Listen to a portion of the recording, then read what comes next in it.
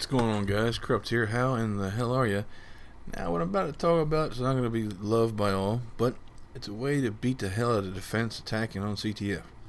Now, what you do is get a spawn beacon near the enemy base. Now, you're not going to spawn camp, of course, don't worry about that. But C4 is used, so don't get upset about that. But it's a valid tactic.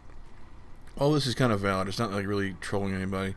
It's using C4. The idea was to blow up mines to get your team access route to get the hell out of there once they get the flag.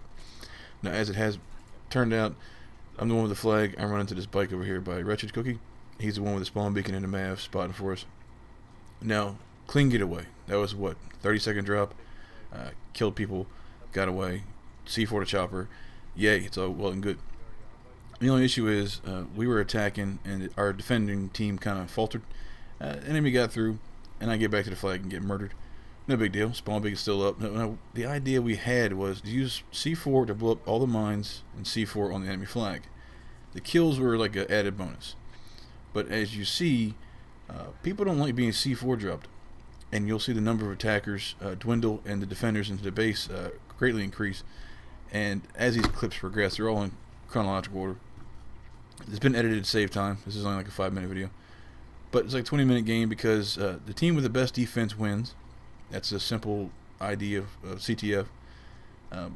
These guys had a decent defense. We've played with them a couple times in other games prior to this, and essentially they were good. I mean, every game pretty much came down to the end.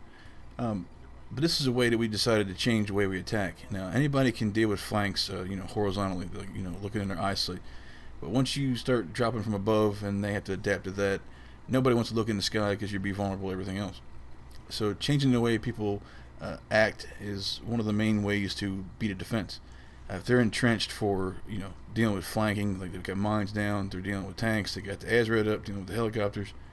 One thing they really can't counter because they're not looking up is me. Dropping C4 in, like I don't mind dying to blow up a vehicle. Maybe that's not your thing, but understand if this is happening to you, you need to adapt to it. And adapting to it would simply be put a MAV up to spot where our spawn beacon is. That would be a great way to counter this. This team does not adapt to us, or to me specifically. They don't adapt and they die. This game did take a while. We did end up winning this game. I want to say it was like 1-0 for 20 minutes. But we did grind them down. We kind of beat the hell out of them. Destroyed their will to fight. There, we'll put it that way. By essentially pissing them off. You piss somebody off, you knock them off their square. They're going to start reacting to you and not the game. They're going to try to kill you. A lot of people in this game are pissed off at me, which is fine because I've always said that I'm pretty much a distraction. The rest of my squad is very strong, playing the objective. I'm not going to say I'm a slayer, but it's just like I'm going to be where the enemy doesn't expect me to be. Kill them and make them mad, make them come for me. Giving the guys that are going for the objective a much easier time. Essentially what I did here, I did get the flag a couple times, but I ended up dying. Like I said, I cut this down quite a bit because it was a 20-minute game. And nobody wants to see a 20-minute CTF game, which is why we were doing this tactic to speed up the game. This is not your thing. You need to identify when it's happening to you. Adapt and overcome, guys. This has been Corrupt. Catch you later.